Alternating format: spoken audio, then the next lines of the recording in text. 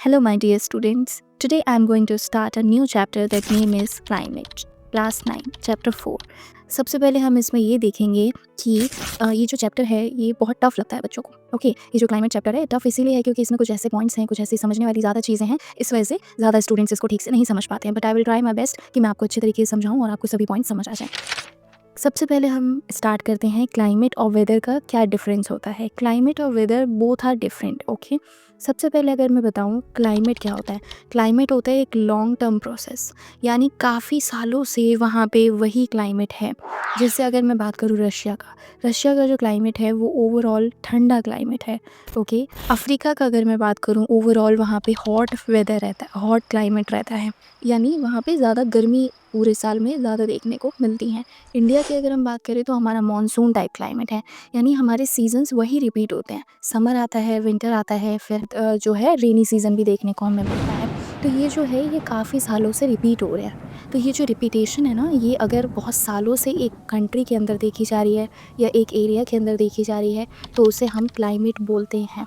Okay, यानी 30 साल से अगर वहाँ पे एक सेम क्लाइमेट है, सेम मौसम है जो रिपीट होता रहता है वही या वैसा ही वहाँ पे है, तो उसे हम क्लाइमेट कंसिडर करते हैं. ओके, नेक्स्ट हम देखते हैं वेदर क्या होता है. वेदर होता है शॉर्ट टर्म. जैसे अभी अगर आप बाहर देखें, अभी हो सकता है बाहर बारिश हो रही हो, तो हो सकता है थोड़ी देर बाद धूप आ जाए.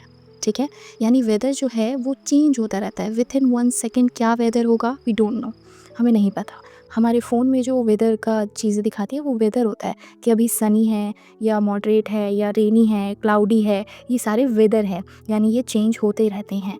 अभी मौसम अच्छा है तो हो सकता है कल को मौसम ख़राब हो जाएगा. तो ये वेदर है, ये हर दिन चेंज होता रहता है, हर मिनट चेंज होता रहता है.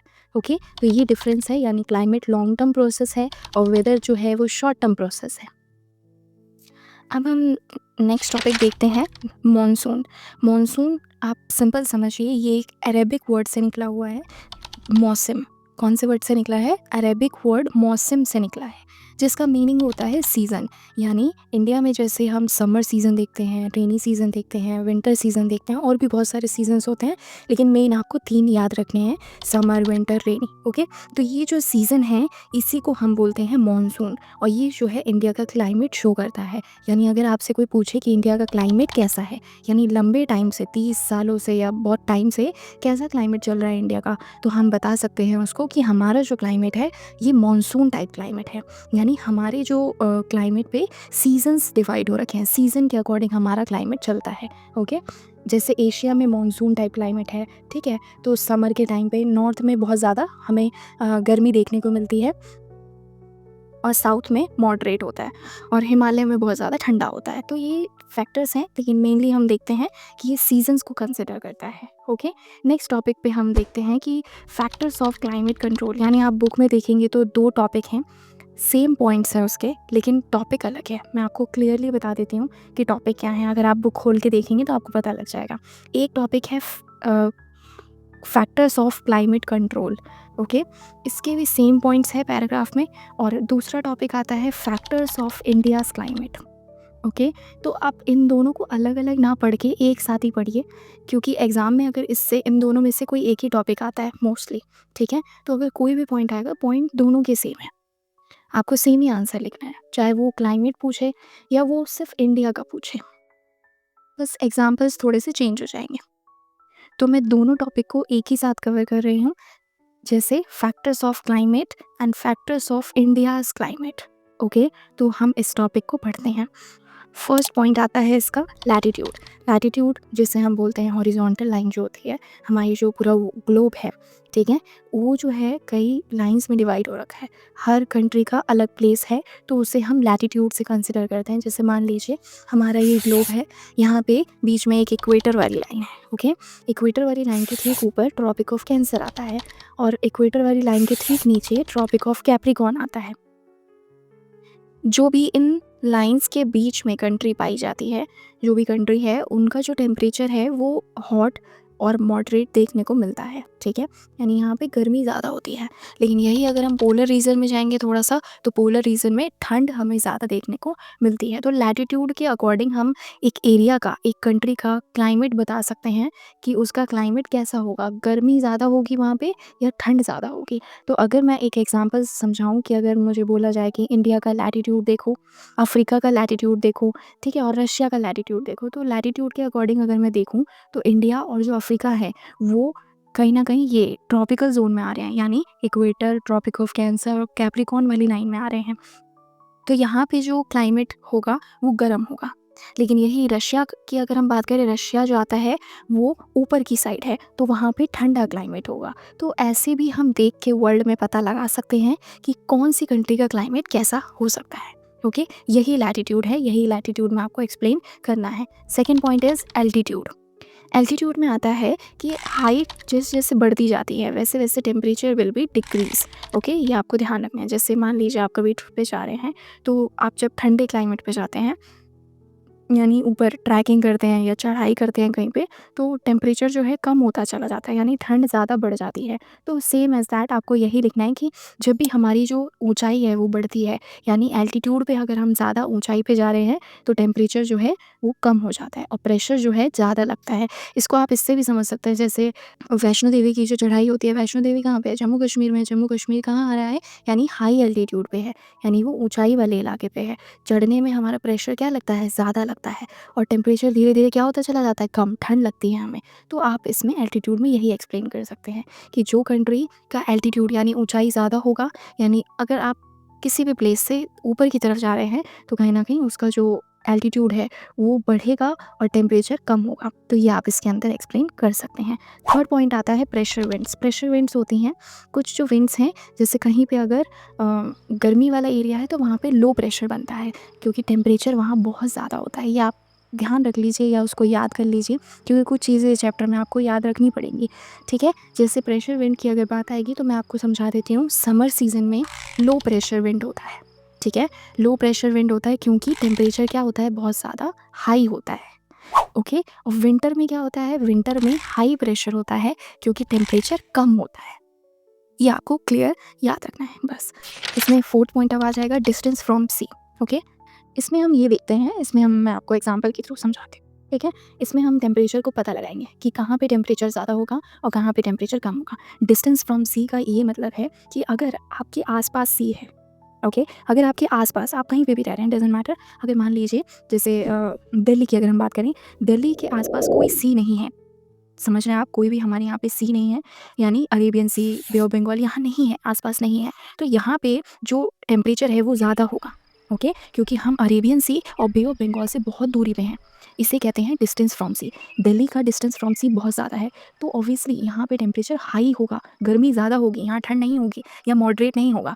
लेकिन यही अगर मैं बात करूँ मुंबई की, गोवा की, इनमें टेम्परेचर आप खुद सोचिए कम होगा या मॉडरेट होगा। इतना कम तो नहीं होगा लेकिन मॉडरेट होगा। एक होता है ना, जैसे मूवी में भी दिखाते हैं कि नॉर्मल एक कुछ जो लोग हैं वो सी के आसपास बैठे हुए हैं या बीच के आसपास बैठे हुए हैं, तो बीच के आसपास बैठ के हमें क्या फील होता है कि हमें गर्मी इतनी नहीं लगती है। क्यों? क्योंकि सी से जो कोल्ड विंड्स हैं वो आ रही होती हैं और उस एरिया को मॉडरेट रखती हैं, टेम्परेचर इतना बढ़ने नहीं देती है, ठीक है। इसीलिए कहते हैं कि अगर डिस्टेंस सी से आपका जो कहीं ना कहीं पास है तो आपका जो टेम्परेचर होगा वो कम होगा। दोबारा बोल रही हूँ मैं, ध्यान से सुनिए। अगर आपका जो प्लेस है, ठीक है, जैसे मुंबई, गोवा, ये सी के बहुत पास है, ठीक है, डिस्टेंस कम है, तो इसका मतलब यहाँ पे टेम्परेचर कम होगा, ठीक है, टेम्परेचर कम होगा, मतलब थोड़ा ठंडा फील होगा आपको। लेकिन यही अगर मैं बात करूँ दिल्ली की, ठीक है, दिल्ली से डिस्टेंस आप खुद देखिए, सी का बहुत दूर है, तो यहाँ पे टेम्परेचर, दिल्ली में टेम्परेचर बहुत ज़्यादा होगा। यही रीज़न है टेम्परेचर हाई और लो का, ओके। तो सी से भी फ़र्क पड़ता है क्लाइमेट पे, यानी अगर आपके आसपास सी है तो आपका क्लाइमेट देखिएगा आसपास काफ़ी अच्छा होगा, काफ़ी मॉडरेट फील होगा आपको। लेकिन अगर कोई आसपास सी नहीं है तो टेम्परेचर आपको गर्मी ज़्यादा लग सकती है, तो इस पर भी क्लाइमेट अफेक्ट करता है, ठीक है। नेक्स्ट टॉपिक हम देखते हैं ओशियन करेंट्स, ठीक है। ओशियन करेंट्स ये होता है, जैसे मान लीजिए कोई भी सी है, अगर वो सी गर्म है, तो आप खुद बताइए वो गर्म हवा फेंकेगी या ठंडी हवा फेंकेगी? ऑब्वियसली अगर वो गर्म है तो वो वार्म विंड्स हो गई, क्या हो गई? वार्म विंड्स, यानी गर्म हवा वो कहीं न कहीं आस-पास वाले इलाकों को भी वो क्या कर देगी? गर्म कर देगी, तो वहाँ पे टेम्परेचर बढ़ जाएगा। लेकिन अगर ओशियन का पानी ठंडा है तो वो आस-पास के इलाकों को ठंडा कर देगी या ठंड बढ़ जाएगी, तो उसे हम बोलेंगे टेम्परेचर कम है। बस इसमें आपको यही लिखना है। नेक्स्ट आएगा, लास्ट पॉइंट है इसका टॉपिक का, रिलीफ। रिलीफ का मतलब बच्चों को नहीं समझ आता है क्या है? रिलीफ का मतलब होता है कोई भी माउंटेन या कोई भी आस-पास कोई ऐसा चट्टान या कुछ भी बना हो, जो प्लेटू वगैरह भी बोल सकते हैं, या कोई भी माउंटेन टाइप एरिया अगर आपके आस-पास है तो उससे टेम्परेचर थोड़ा-सा कम रहता है, क्योंकि विंड्स जो हैं अच्छी चलती हैं। विंड्स मतलब वो जो फ्लो है वो बना रहता है। लेकिन अगर मान लीजिए दिल्ली के आस-पास अगर हम देखें, कोई यहाँ पे पहाड़ वगैरह नहीं है, तो यहाँ पे टेम्परेचर क्या रहता है? हाई रहता है। लेकिन यही अगर मैं बात करूँ उत्तराखंड की, यही अगर मैं बात करूँ जम्मू कश्मीर की, यहाँ पे माउंटेन्स हैं, ठीक है? यहाँ पे हाई हिल्स है, तो यहाँ पे टेम्परेचर क्या रहता है? कम रहता है। तो रिलीफ्स का भी बहुत बड़ा फैक्टर है क्लाइमेट को चेंज करने में। अगर आप ऐसे इलाके में रहते हैं जहाँ पे माउंटेन्स है, तो आपका जो क्लाइमेट होगा वो ठंडा होगा, और अगर कोई भी माउंटेन वगैरह कोई सी नहीं है तो ऑब्वियसली आपका जो क्लाइमेट है वो गर्म होगा। Hope you understand. ये दोनों टॉपिक जो हैं, ये सारे पॉइंट्स मैंने यहाँ क्लियर कर दिए हैं, आपको इससे ज़्यादा नहीं पढ़ना है, इतना ही लिखना है आपको, लिमिटेड, ठीक है? हाँ, इसमें आप एग्जाम्पल्स अपने थ्रू ऐड कर सकते हैं, जितने भी मैंने एग्जाम्पल्स बताए आप उसे दोबारा सुन के देख सकते हैं। ये वाला एक बड़ा टॉपिक हमारा कंप्लीट हो गया है। सो हम अब स्टार्ट करते हैं नेक्स्ट टॉपिक पे, जो है कोरियोलिस फोर्स। ये छोटा सा टॉपिक है, ये आपको पता होना चाहिए, 1-2 मार्क्स में आ जाता है कि कोरियोलिस फोर्स क्या होता है। जैसे आपने देखा होगा, हमारा जो पूरा अर्थ है वो थोड़ा सा टिल्ट हो रखा है, ठीक है? थोड़ा सा झुका हुआ है। तो यहाँ पे एक फोर्स लगता है, जब भी हमारी पृथ्वी घूम रही होती है तो अपने साथ फ्री मूविंग बॉडीज़ को भी लेके घूम जाती है। जैसे वाटर, विंड जो चल रहे होते हैं वो अर्थ की रोटेशन की वजह से हो रहा है। तो ये जो फोर्स लग रहा है ना, इसी को हम कोरियोलिस फोर्स बोलते हैं। बस आप इतना ध्यान रख लीजिए। An apparent force caused by the earth surface free moving bodies like water and wind, इसे कोरियोलिस फोर्स कहा जाता है। यानी पृथ्वी के घूमने की वजह से, पृथ्वी के रोटेशन की वजह से जितनी भी फ्री मूविंग बॉडीज़ हैं वो भी रोटेट करती हैं, तो उसे कोरियोलिस फोर्स कहते हैं। Hope you understand. Next topic हम देखते हैं द सीज़न। सीज़न वैसे तो बहुत सारे होते हैं, लेकिन यहाँ पे आपको इस चैप्टर में 3 ही सीज़न पे फोकस करना है। That first is summer, second is cold and third is rainy season. Okay, तो हम सबसे पहले स्टार्ट करते हैं हॉट और समर सीज़न। मैं आपको एक एक करके पॉइंट्स बताती जा रही हूँ, आपको वही लिखना है अगर आए इसमें से, और इन्हीं में से MCQ मैं आपको लिख के दे सकती हूँ ये चीज़ कि आप ये चैप्टर अच्छे से यहाँ पे वीडियो में कर लीजिए, और इसके जो भी मैं जहाँ जहाँ बताऊँगी कि ये आते हैं तो वही क्वेश्चन इससे आते हैं, इससे ज़्यादा कुछ नहीं आएगा बाहर, ठीक है? तो स्टार्ट करते हैं सीज़न से। समर सीज़न में आपको याद रखना है, ये नॉर्थवर्ड मूवमेंट ऑफ सन है, यानी थोड़ा सा यहाँ पे आपको समझना चाहिए। जैसे ये हमारा अर्थ है, अर्थ जो है ट्रॉपिक ऑफ, ये जो इक्वेटर है, इक्वेटर यहाँ पे मान लीजिए सन है, ठीक है? गर्मी के टाइम पे ये जो सन है वो ट्रॉपिक ऑफ कैंसर में शिफ्ट हो जाता है, कैंसर पे शिफ्ट हो जाता है। ओके, तो यहाँ की जो रेज आती हैं वो इंडिया पे डायरेक्टली पड़ती हैं, तो गर्मी जो है बढ़ जाती है। ओके, समझ आ गया यहाँ तक?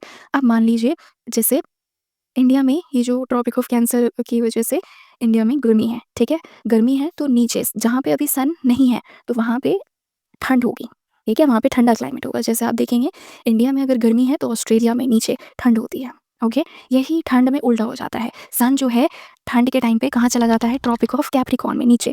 तो ऑस्ट्रेलिया में गर्मी आ जाती है और इंडिया में ठंड आ जाती है। तो ये सन का जो मूवमेंट है इस पे डिपेंड करता है समर सीजन।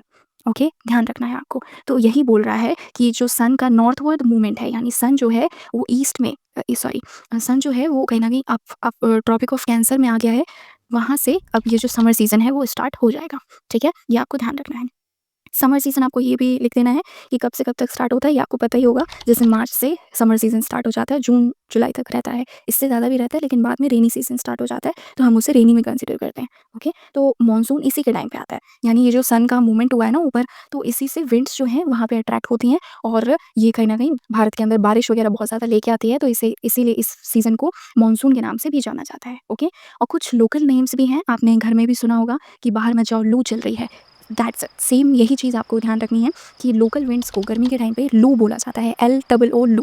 ओके, और अलग अलग प्लेसेस पे इन विंड्स को अलग अलग नाम से जानते हैं। जैसे वेस्ट बंगाल में काल बैसाखी, क्योंकि गर्मी के टाइम पे कभी कभी वो जो साइक्लोन्स हैं, वायलेंट विंड्स हैं, थंडर स्टॉर्म है, ये सारी कंडीशन भी होती है नियर बाय सी वाले एरिया पे। तो वेस्ट बंगाल आपको पता है कोस्टल एरिया है, तो वहाँ पे ऐसी चीज़ें हो जाती हैं, तो उन्हें काल बैसाखी वो लोग इस कहीं ना कहीं मौसम को थोड़ा बहुत बोल देते हैं। तो ये आपको ध्यान रखना है, क्वेश्चन यही से आएगा कि काल बैसाखी कौन से रीजन में बोला जाता है? वेस्ट बंगाल। ओके, केरला और कर्नाटका में मैंगो शावर बोला जाता है। आपने सुना होगा मैंगो जो है समर के सीज़न में ही आते हैं, ठीक है? क्योंकि वही उनका सीज़न है और ये जो है मतलब यहाँ पे मैंगो शावर बोलने का ये मतलब है कि मैंगोज़ की खेती जो है वो कहीं न कहीं ज़्यादा होती है, मैंगोज़ को ज़्यादा प्रोड्यूस किया जाता है उस टाइम पे।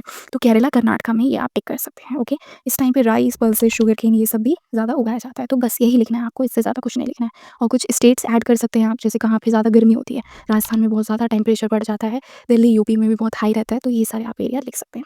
नेक्स्ट सेकंड हम देखते हैं cold weather season. Cold weather season जो है आपको पता है यानी ठंड कब से स्टार्ट होती है? मिड ऑफ नवंबर से लेके फ़ेब तक रहती है। फ़ेब के एंड तक तो खत्म हो ही जाती है ठंड, ठीक है? तो रबी क्रॉप्स के लिए ये फेमस है, यानी व्हीट के लिए। अगर आपने ज्योग्राफी का दूसरा चैप्टर नहीं देखा है तो आप वो देख लीजिएगा, उसमें पता लग जाएगा आपको, ठीक है? अब मानसून जाता है इस टाइम पे, यानी समर में मानसून आ रहा था, ओके? लेकिन यहाँ विंटर के टाइम पे मानसून वापस चला जाता है, तभी तो ठंड आएगी ना, क्योंकि मानसून जो है वो गर्मी का विंड है, ये आपको ध्यान रखना है। यहाँ पे अब कोल्ड विंड्स चलेंगी, टेम्परेचर क्या हो जाएगा? ठंडा हो जाएगा, कम हो जाएगा। ड्राई सीजन होता है ऑब्वियसली, आपको पता ही है। विंटर में जो रेनफॉल होती है, अगर विंटर में यानी ठंड के टाइम पे बारिश हो रही है तो उसका रीज़न होता है मेडिटेरेनियन सी की वजह से। ये आपको ध्यान रखना है। क्वेश्चन आ सकता है कि विंटर में जो बारिश होती है वो किसकी वजह से होती है? मेडिटेरेनियन सी की वजह से होती है। जो यूरोप में है वहाँ से क्लाउड्स जो हैं वो शिफ्ट करके इंडिया की तरफ आ जाते हैं, जिसकी वजह से यहाँ पे थोड़ी बहुत बारिश हो जाती है, जिससे ठंड बढ़ जाती है। इसे महावत बोला जाता है, ये आपको ध्यान रखना है। क्या बोला मैंने? महावत, ओके? और इसमें डेज़ क्या होते हैं? छोटे होते हैं, नाइट्स बड़ी होती हैं, ये आपको पता ही होगा। बस इससे ज़्यादा और कुछ नहीं है। थर्ड सीज़न हम देखते हैं रेनी सीज़न। रेनी सीज़न कब से कब तक स्टार्ट होता है? जून से अगस्त तक। वेस्टर्न घाट गंगा रीजन, ज़्यादा रेनफॉल यहाँ पे होती है। हाईएस्ट रेनफॉल, सिर्फ इंडिया की बात नहीं कर रही मैं, पूरे वर्ल्ड की हाईएस्ट रेनफॉल हमारे इंडिया में होती है, जिसका नाम है मौसिन राम। अगर आपसे कोई पूछे हाईएस्ट रेनफॉल कहाँ होती है तो मौसिन राम, दूसरा चेरापूंजी, ये दोनों प्लेस मेघालय में आते हैं, ओके? तो ये आपको ध्यान रखना है। ये तीनों सीज़न हमारे कंप्लीट हो गए हैं।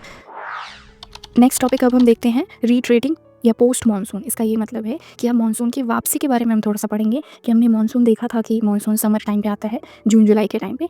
और एक चीज़ मैं आपको ये बताऊंगी कि ये जो मानसून है एक साथ नहीं आता इंडिया में, क्योंकि विंड्स है ना वो धीरे धीरे आती हैं। जैसे मान लीजिए 10 जून तक कर्नाटका तक पहुंचा, 15 जून तक महाराष्ट्र तक पहुंचा, ऐसे धीरे धीरे वो ना पूरे इंडिया में फैलेगा विंड, ठीक है? तो ऑब्वियसली जब विंड धीरे धीरे आ रही है तो बारिश भी कहीं पे होगी, कहीं पे नहीं होगी, कहीं पे ज़्यादा होगी तो कहीं पे कम होगी।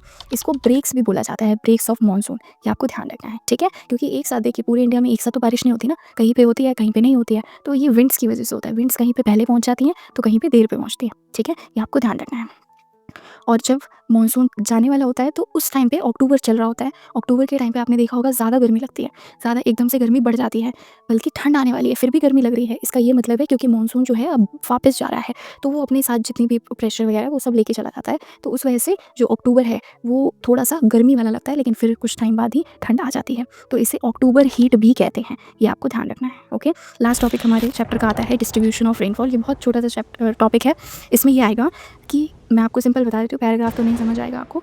डिस्ट्रीब्यूशन ऑफ रेनफॉल में इसमें हाईएस्ट रेनफॉल आप लिखिएगा, मीडियम रेनफॉल लिखिएगा और लो रेनफॉल लिखिएगा, ठीक है? हाईएस्ट रेनफॉल जैसे मैंने आपको अभी बताया मौसिन राम में, वेस्टर्न घाट में बहुत ज़्यादा बारिश होती है, केरला, वेस्ट बंगाल, असम, मेघालय, ये सारे नाम आप इसमें लिख दीजिएगा कि इन स्टेट्स में हाईएस्ट रेनफॉल होती है, ओके? मीडियम में अगर हम बात करें तो बिहार, उड़ीसा, पंजाब, हरियाणा, झारखंड, यूपी, ये सारे रीजन्स मीडियम में आ जाएंगे जहाँ बारिश ठीक ठाक हो जाती है। लो रेनफॉल में अगर हम बात करें, as you know, Rajasthan, Gujarat, MP, ये सारी जो रीज़न है यहाँ पे कम बारिश देखने को मिलती है। और इसी को बोला गया है डिस्ट्रीब्यूशन ऑफ रेनफॉल, क्योंकि रेनफॉल का जो डिस्ट्रीब्यूशन है वो इक्वल नहीं है, कहीं पे ज़्यादा है, कहीं पे मीडियम है, तो कहीं पे बहुत कम है, ठीक है? जैसे अगर हम मेघालय की बात करें तो बहुत ज़्यादा बारिश हो रही है, फिर बीच वाले रीजन्स की बात करें तो नॉर्मल बारिश हो रही है, फिर राजस्थान की बात करें तो बिल्कुल ही कम हो रही है, ठीक है? तो ये आपको ध्यान रखना है। बस ऐसे आप लिख दीजिएगा। ये पूरा चैप्टर आपका कंप्लीट हो गया है। अगर आपको फिर भी कोई डाउट होता है तो आप कमेंट बॉक्स में लिख सकते हैं, और कोई और चैप्टर की अगर वीडियो आपको चाहिए तो आप वो भी बता सकते हैं। Thanks for watching.